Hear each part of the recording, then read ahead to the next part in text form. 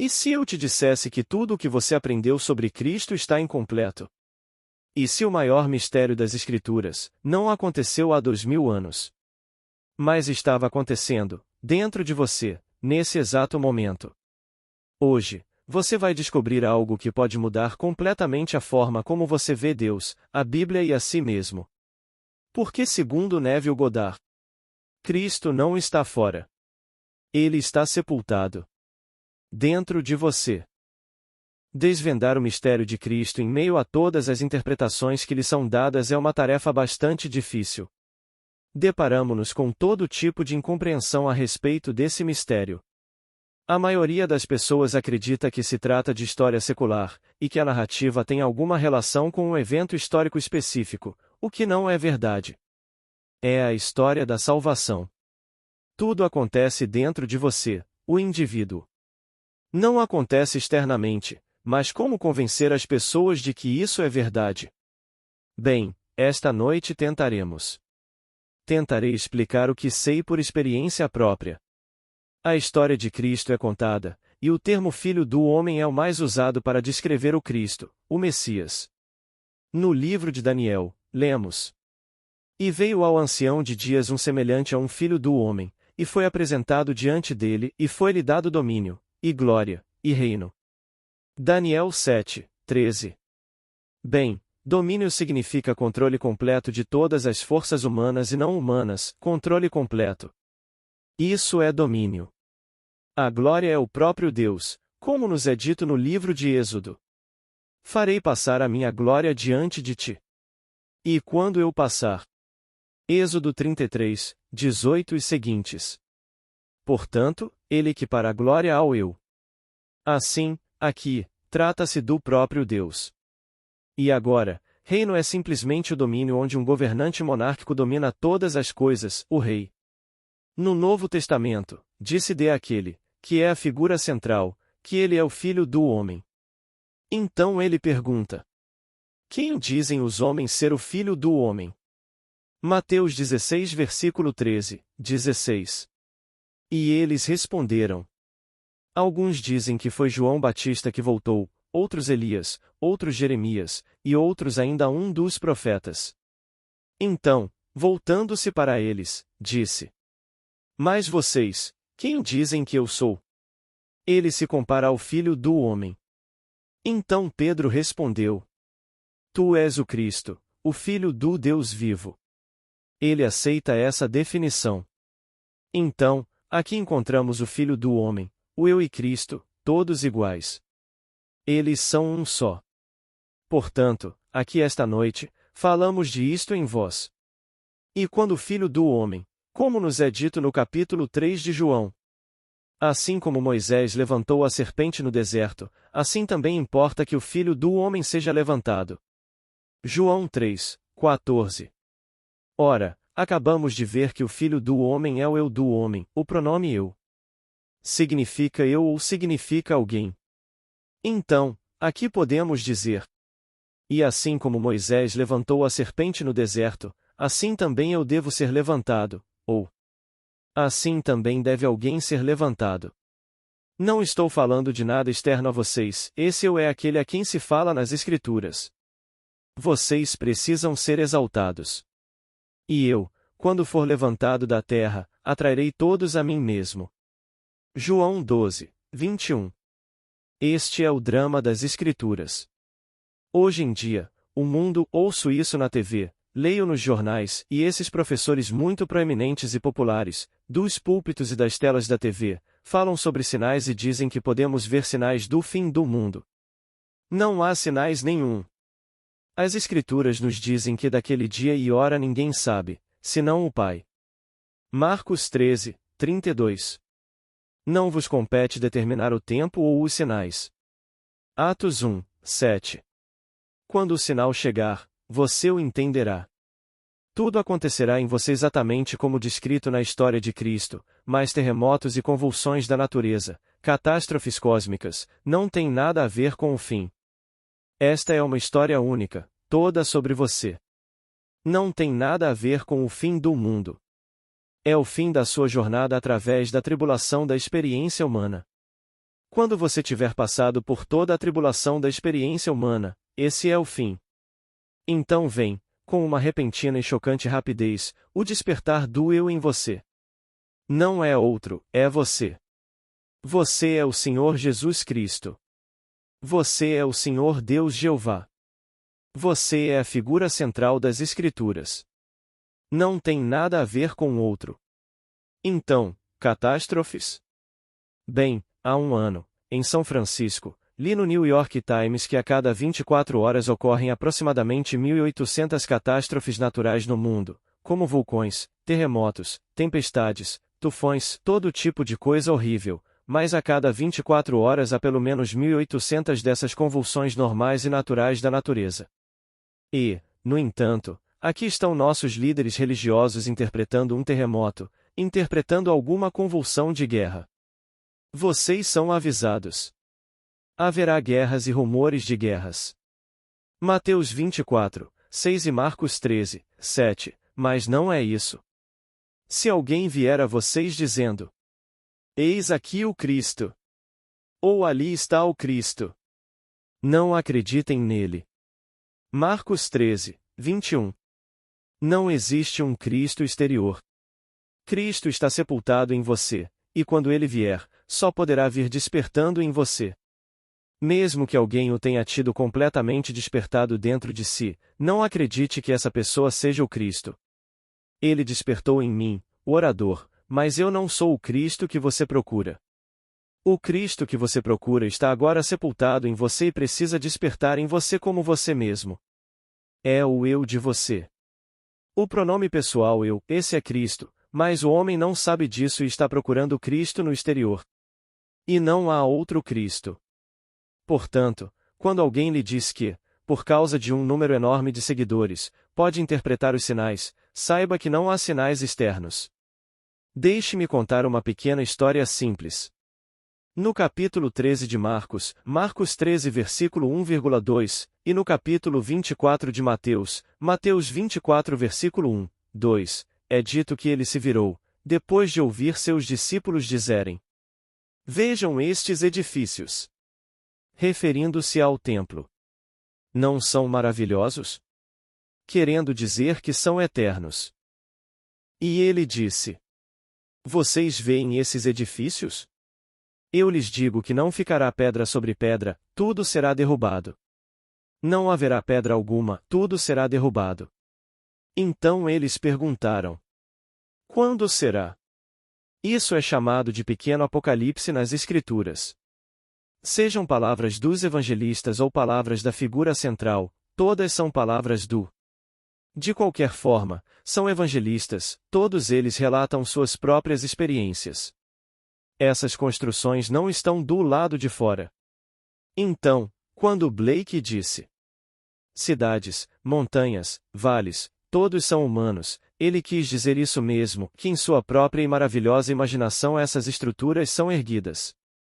Essas são as crenças pelas quais você vive, e elas são poderosas em sua mente.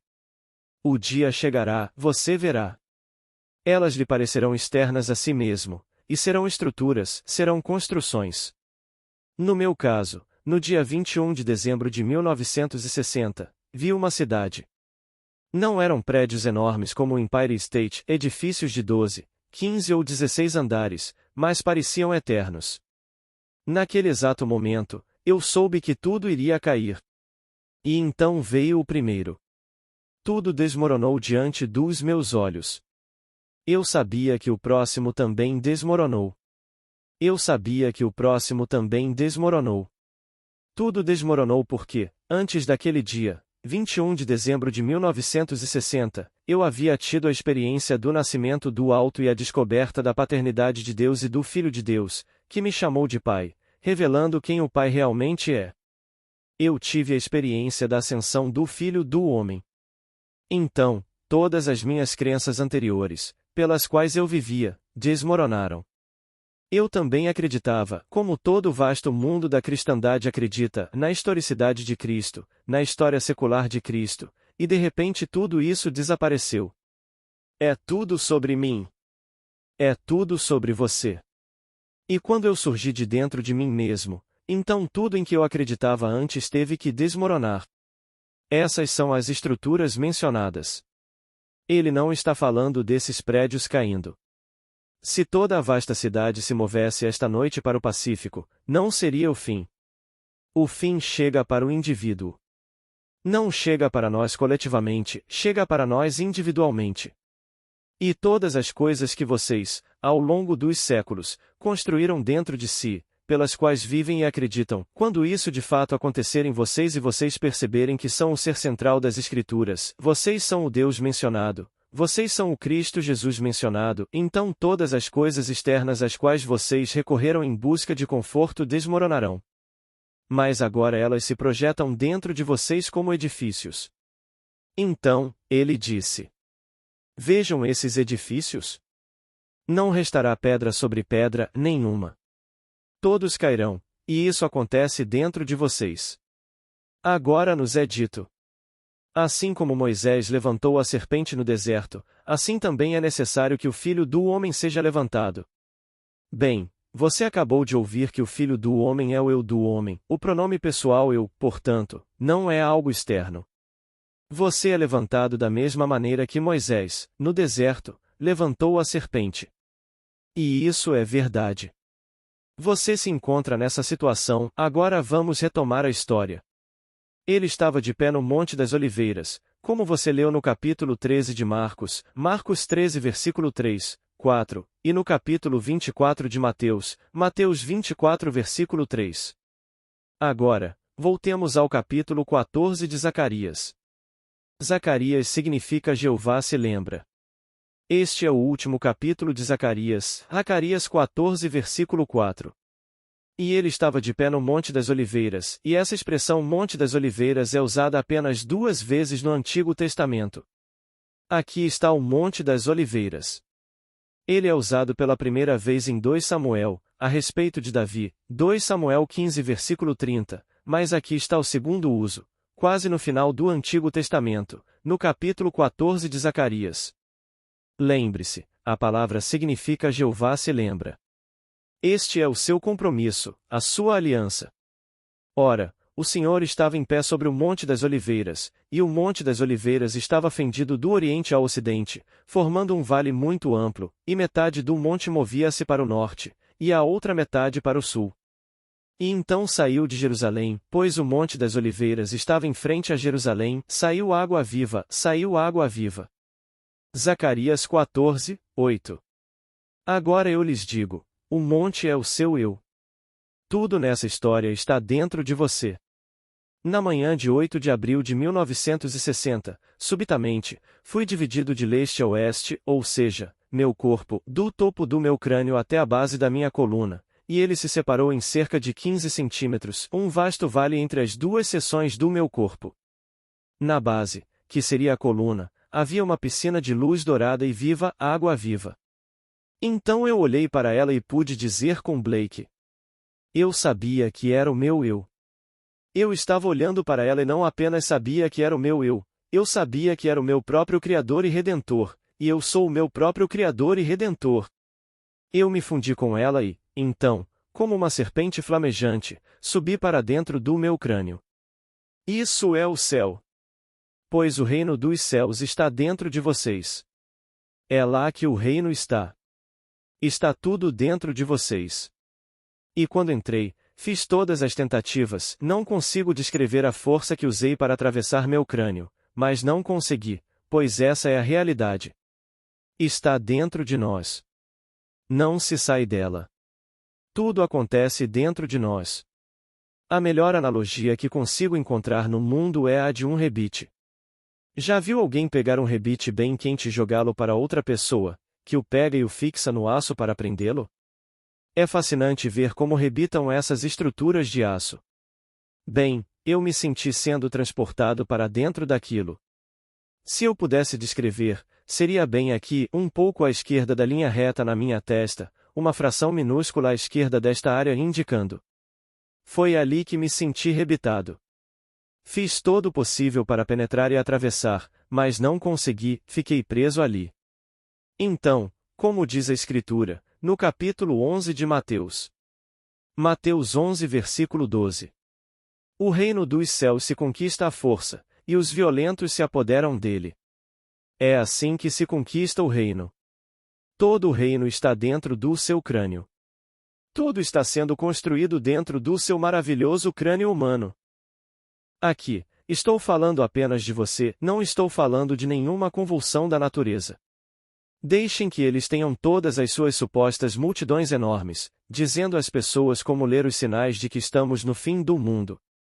Fim de qual mundo? Esta é uma reconstrução única do templo de Deus, e é reconstruído com pedra viva, não com pedra morta. Pois quando o templo caiu, era feito simplesmente de pedras vivas, mas não de pedras que dão vida. Agora estamos sendo transformados em pedras que dão vida, e cada pedra deve ser encaixada nesse templo. E todos serão chamados em ordem. Ninguém faltará, posso lhes garantir? Ninguém na eternidade pode deixar de ser chamado, e passa pelo mesmo processo idêntico. Você é chamado e então é ressuscitado de dentro de si mesmo, e não é nenhum Cristo externo que é ressuscitado. Cristo é o eu do homem. Você é ressuscitado. Você é despertado, e quando você é despertado, você não vê ninguém além de si mesmo. Você está completamente sozinho. Esse é o Cristo, sepultado em seu próprio crânio, e você, e somente você, emerge por meio de uma sabedoria inata sobre como fazê-lo. Está embutido em você, pois Cristo não é apenas o poder de Deus, ele é a sabedoria de Deus. Portanto, existe uma sabedoria inata sobre como fazê-lo. Eu sabia exatamente como fazer. Você pressiona a base do crânio, algo se move e você sai. Quando você sai, e eu pergunto: quem fez isso? E você responde: esse é Cristo. Esse é o Filho do Homem. Esse é o Filho de Deus que pode afirmar: eu e o Pai somos um. João 10, 30. No mundo, sim, pareço ser inferior ao meu Pai, pois agora estou desempenhando uma função. Estou no mundo como um enviado, mas o remetente e o enviado são um. Sou inferior a mim mesmo, o remetente, apenas quando desempenho o papel de enviado, mas retornarei a mim mesmo, o remetente, e serei um com mim mesmo, o remetente. Deixarei o mundo e voltarei para meu Pai. E eu e o Pai somos um. Mas como explicar isso para aqueles que acreditam em um Cristo externo? Quando, ao longo dos séculos, eles foram ensinados a acreditar em algum Salvador externo, e não existe Salvador externo. Você, e somente você, decidiu fazer o que fez. Nós, coletivamente, decidimos fazer isso, vir ao mundo da morte e morrer, literalmente morrer, e então sermos vitoriosos e vencermos a morte. É isso que somos. E cada um, apesar do que fez, do que está fazendo ou do que possa vir a fazer, é aquele Cristo mencionado nas Escrituras. Então, como explicar a um homem que, embora a imagem pareça estranha, é de fato verdadeira? Você se ergue como uma serpente de fogo. Quem acreditaria nisso? Quem acreditaria que o Monte das Oliveiras é o seu próprio corpo? Eu estou no Monte das Oliveiras, de frente para Jerusalém, e então ele se divide de cima a baixo, como narrado no grandioso capítulo 13 de Marcos e no capítulo 24 de Mateus. Mateus 24, 27 e Lucas 17, 24. Assim como o relâmpago sai do Oriente e brilha até o Ocidente, assim será a vinda do Filho do Homem. É um raio, e você o provocou. Você se dividiu ao meio, e a montanha se partiu em duas. Assim, o Monte das Oliveiras agora está dividido em duas partes, de leste a oeste, e uma metade se move para o norte e a outra metade para o sul. E então, de Jerusalém, porque você pode ver Jerusalém do Monte das Oliveiras, brota água viva. E eu lhes digo: é água viva. É luz dourada, líquida, pulsante e viva. E ao contemplá-la, você sabe que é o seu eu. Como posso eu, um homem, saber que sou líquido, luz líquida? Mas sou. E me fundo com ela, e ao me fundir com ela, como uma serpente de fogo, subo até o meu crânio. Assim, como Moisés levantou a serpente no deserto, assim também é necessário que o Filho do Homem seja levantado, da mesma maneira, depois que o monte for dividido em dois, de cima a baixo. Quando estão procurando agora, como estão fazendo, eles vão fisicamente a Jerusalém. Eles têm essas produções enormes, onde algumas nações lhes dão milhões para escavar todo tipo de coisa na tentativa de encontrar onde ele foi sepultado. Onde ele foi sepultado?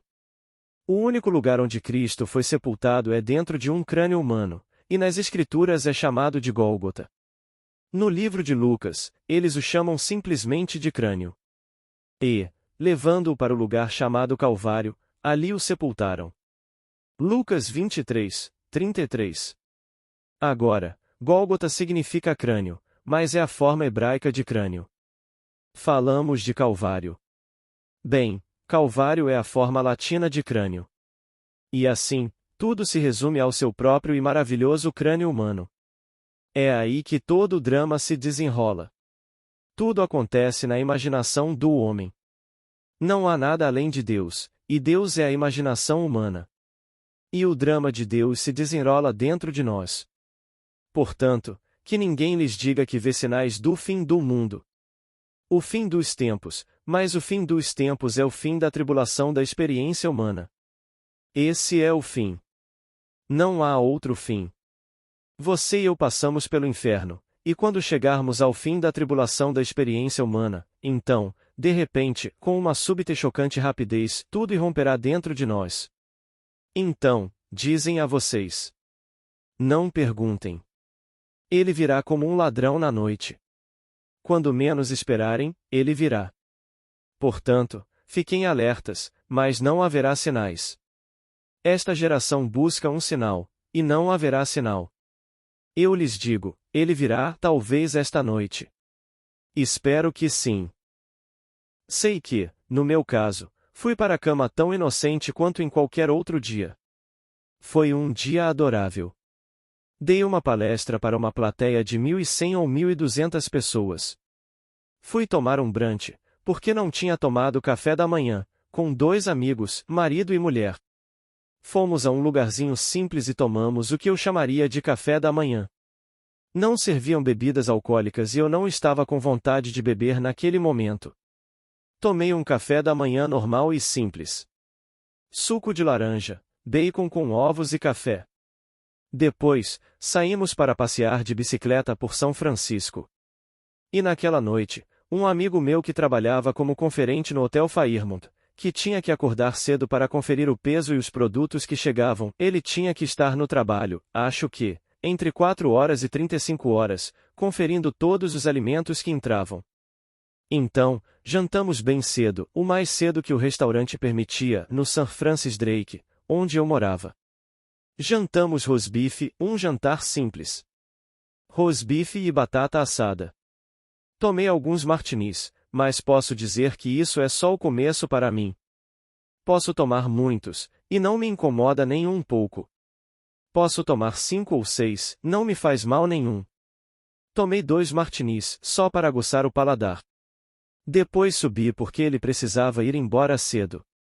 E aí, por volta das 21 horas, liguei para minha esposa, que morava em Beverly Hills, e passei o telefone para ele, porque somos todos amigos, e ele se despediu um pouco depois das 21 horas. Depois que ele saiu, eu me despi e me preparei para dormir.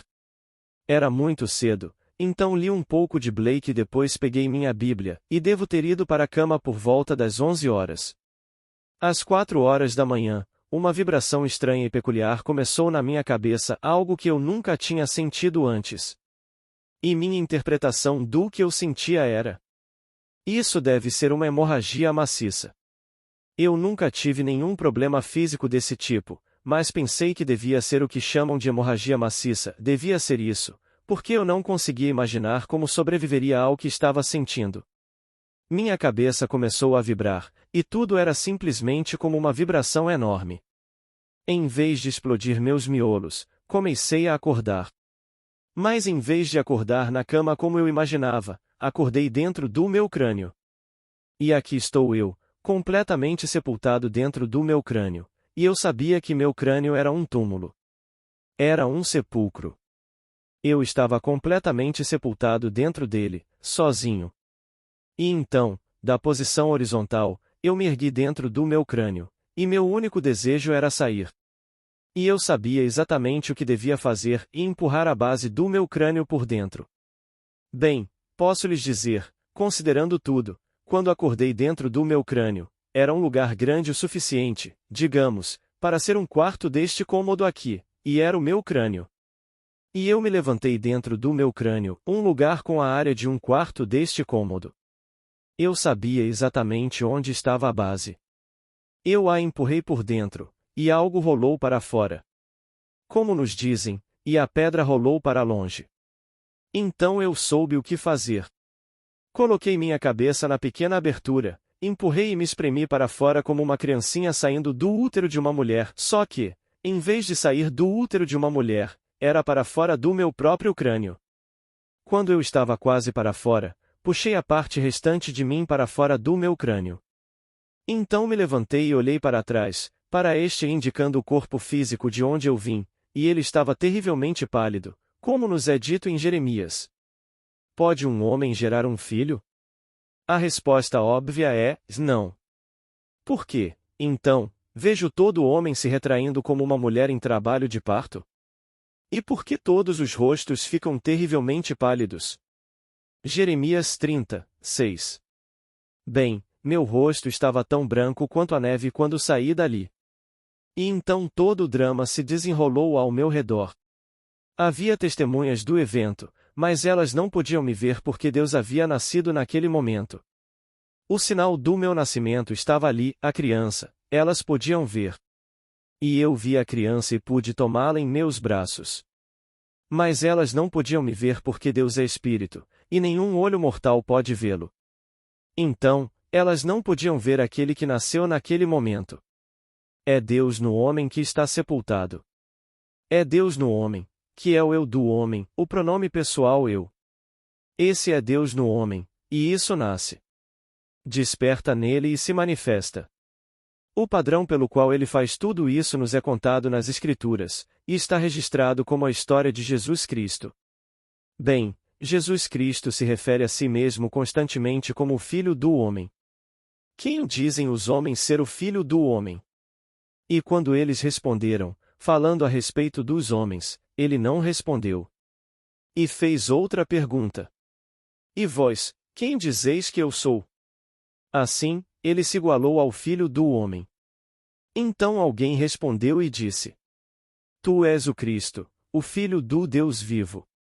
Bem-aventurado és tu, Simão Barjonas, porque não foi a carne nem o sangue que te revelaram isso, mas meu Pai que está nos céus.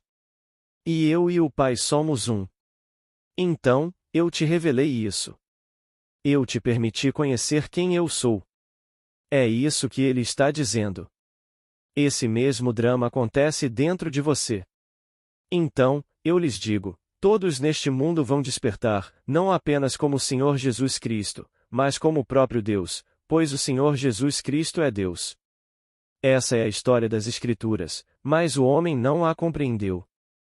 E hoje, quando vocês lerem o jornal de segunda-feira de manhã, verão toda essa conversa fiada, todo esse absurdo, a respeito das Escrituras, a respeito dos sinais que virão, por causa de algum rumor de guerra, isso continua para sempre. Esse é o conflito. É depois da tribulação da experiência humana que ele acontece. E se vocês pudessem, agora, se lembrar do que passaram, do inferno que atravessaram, vocês terão vislumbres disso no fim, porque então poderão suportá-lo. Mas, ó, as coisas que vocês sofreram neste mundo. As coisas pelas quais vocês passaram, é bom e misericordioso que vocês não consigam se lembrar delas. No fim, você pode aceitar, mas teve que passar por tudo. Como diz a Escritura, Isaías 48, 10. Eu vos provei nas fornalhas da aflição. Por amor de mim mesmo, eu o fiz, pois como seria profanado o meu nome? A minha glória, não a darei a outrem. A glória dele é ele mesmo. Ele não pode se entregar a outro. Ele precisa se fazer seu, se entregar a você, porque só existe Deus.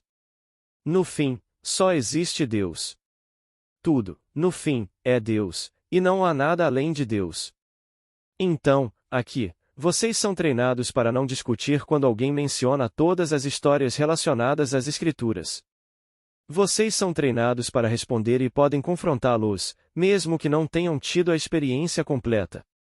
Muitos de vocês já tiveram muitas dessas experiências. Não há completa?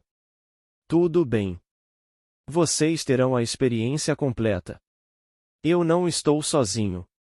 No momento, sou apenas alguém que foi enviado para contá-la. Fui enviado para contá-la. Então, aquele capítulo 7 de Daniel. Daniel 7, 13. Quando aquele semelhante ao filho do homem compareceu perante o ancião de dias e foi apresentado a ele, isso aconteceu comigo em 1929. Fui levado, em espírito, para a Assembleia Divina e, tendo comparecido perante o anjo registrador, meu nome foi verificado naquele enorme livro, como lhes foi dito no capítulo 12 de Daniel. Daniel 12, 1. Se o teu nome estiver escrito no livro, bem, o nome de todos está escrito naquele livro. E ela simplesmente olhou para mim, esse ser angelical. Nenhuma palavra foi trocada entre nós, ela apenas olhou e verificou o nome. Então fui levado à presença do ancião dos dias. Ele é o ancião dos dias, amor infinito, nada além de amor.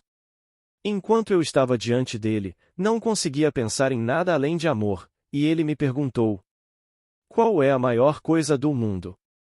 E eu respondi: amor. Não há outra resposta.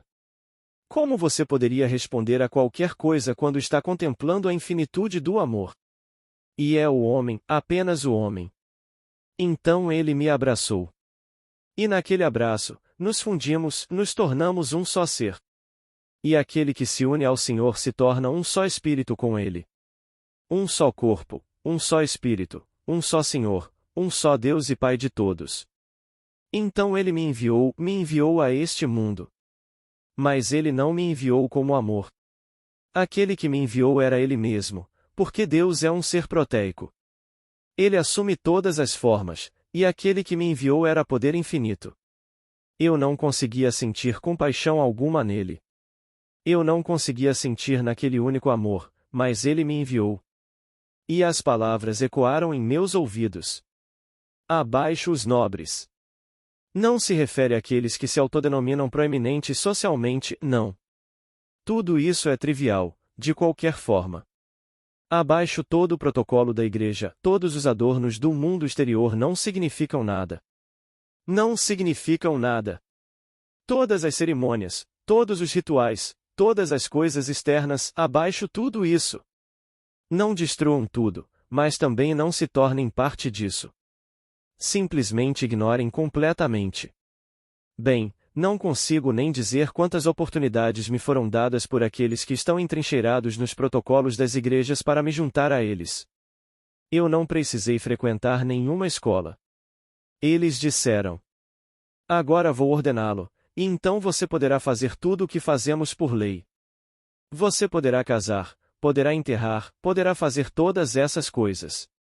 Eu disse: não, não quero nada disso. Essas palavras ecoavam nos meus ouvidos, e eu simplesmente desobedecia à ordem. Abaixo a aristocracia, que significa protocolo, e aceitava a oferta. Um cara tinha uma audiência de mais de 6.000 pessoas. Ou seja, todas eram cadastradas e contribuíam mensalmente. E ele me ofereceu tudo isso se eu aceitasse. Eu disse: sinto muito. Não posso aceitar. Dê para outra pessoa, mas eu não posso. Tenho ordens. Tenho ordens que devo obedecer, e elas vieram do ancião dos dias. Bem, ele não conseguiu entender isso. Ancião de dias, para o pregador comum, essas são apenas palavras. Não significam nada, são simplesmente palavras vazias. No entanto, cada palavra é verdadeira nas Escrituras. Aqui está o ancião de dias, sem pai, sem mãe, sem princípio, o ancião de dias. Ele não tem origem. Você está diante dele, e ele o abraça, e vocês se tornam um só, sem pai, porque você é o pai. E como pai, Você não tem pai. Você é o pai. Agora vá e diga: abaixo os nobres, abaixo toda a religião, todas as coisas externas deste mundo. Portanto, nenhum incentivo me faria aderir a qualquer ismo. Agora, o fim dos meus dias, isso realmente não importa. Pelo menos, mantive a fé, para que eu possa dizer com Paulo, 2 Timóteo 4, 8. Completei a corrida, combati o bom combate, guardei a fé. Agora me está reservada a coroa da justiça, que significa a coroa da fé. Eu mantive a fé. Então, quando essa pequena veste for retirada agora, será pela última vez. Portanto, estou aqui apenas como um exemplo para vocês, porque isso vai acontecer com vocês. Quer vocês acreditem agora ou não, isso ainda vai acontecer, porque ninguém pode faltar na reconstrução do templo. Vocês são o filho do homem mencionado nas Escrituras, que é o título mais frequentemente usado para Cristo. Significa simplesmente eu, o pronome pessoal eu ou um. Então, quando eu for levantado, esse é o filho do homem, e assim como o filho do homem deve ser levantado como a serpente, você pode dizer: quando eu for levantado, como aquela serpente ardente, e você será exatamente como ela. É uma serpente ardente. Você entra violentamente nesse seu crânio e é fixado nessa área preparada para você. Cada um tem um lugar especial e único no cérebro infinito de Deus. E você não apenas estará nesse lugar único, você compartilhará o todo. Corte-me aqui lhe indicando. Muito bem, está cortado, e dói. O corpo todo dói. Não me diga que, porque o dedo mindinho não é o meu olho, o olho não é também algo. O corpo todo sofre quando uma pequena parte sofre. Assim, todos são integrados ao templo restaurado, e, no entanto, cada um é o templo inteiro, pois Deus é um, e o seu nome é um. Então, todos neste universo irão experimentar as Escrituras. E eu não consigo descrever a emoção que vocês sentirão ao experimentá-las. Algo muda. Vejam bem, começamos dentro da história. É a encarnação, quando Deus se torna homem. Deus se tornou, como eu sou, um homem, fraco, limitado e restrito, para que eu pudesse me tornar como Deus é. Então, aqui, começamos dentro da história. Depois chega aquele momento no tempo em que vamos além da história. E isso se chama Belém. Começamos. A encarnação é o nascimento de uma criança, e o nascimento de Deus se chama Belém, quando Deus desperta do alto, e você é Deus. O eu, posso lhe dizer, não há mais ninguém quando você desperta nesse crânio. Você não vai ver Cristo vindo de fora na eternidade. Ele está dentro, sepultado dentro, e ele ressuscita de dentro. Ele é o eu de você. E como você saberá? Observe as imagens que se desdobram diante de você. Tudo isso diz respeito a Cristo. Aqui está a criança envolta em panos. O que lhes é dito? Vão, e encontrarão uma criança envolta em panos. Isso lhe será por sinal. Que sinal? Que Deus nasceu. Este é um sinal de que o Salvador nasceu. Bem, o único Salvador no mundo é Deus. Eu sou o Senhor teu Deus, o teu Salvador, e além de mim não há Salvador. Isaías 43, 45. Isaías 43, 11 e 45, 21. Se o Salvador nasceu, então Deus nasceu. E isto vos será por sinal de que hoje nasceu o Salvador. Onde? Em Belém. E Belém, Jerusalém, Sião e a cidade de Davi são a mesma coisa, e é o crânio do homem. Foi lá que ele nasceu, lá que ele foi crucificado e lá que ele foi sepultado. Está bem ali. Então, eu lhes digo, desempenhem seu papel plenamente. Seja o que for que estejam fazendo hoje, façam com dedicação. Não deixem que ninguém os assuste. Purificação pessoal? Esqueçam. Vocês podem ser tão puros quanto o mundo exterior em sua própria imaginação, isso não significa nada. Essa salvação vem de repente, do nada, como um ladrão na noite. E quando ela chega, vocês são completamente possuídos. E então ela se revela dentro de vocês, e tudo o que vocês podem fazer é compartilhá-la com os outros. Contenha a eles sobre isso. Eles podem negar, como quiserem, porque conhecem sua origem física, eles não conhecem seu ser eterno. Então, eles conhecem seu pai e sua mãe, seus irmãos e irmãs, e farão a mesma pergunta. Ele não é filho de José? O filho do carpinteiro, e como pode nos dizer agora que desceu do céu? Como ele pode nos dizer essas coisas? Esse homem está louco. Ele tem um espírito. Digo-te, o mesmo acontecerá contigo. Não significa que, de repente, no mundo de César, te tornarás bilionário. Tu és dono do universo. Para que queres o bilhão quando tens tudo o que é teu é meu, e tudo o que é meu é teu? Não tens desejo pelos bilhões, nem pelo glamour, nem pelo reconhecimento, absolutamente nenhum. Estarás satisfeito em viver a vida contando a tua história àqueles que quiserem ouvir, até ao momento em que tirarás a cruz, pois esta indicando o corpo físico é a única cruz que Cristo carrega, a forma humana. Tirarás a cruz pela última vez e te reunirás àqueles que te precederam no céu, e te alegrarás com eles. E então saberás o que é verdadeiramente o domínio, que é o mundo inteiro, com o tempo. Você tem o poder de parar o tempo, mudar a motivação e então iniciar o tempo.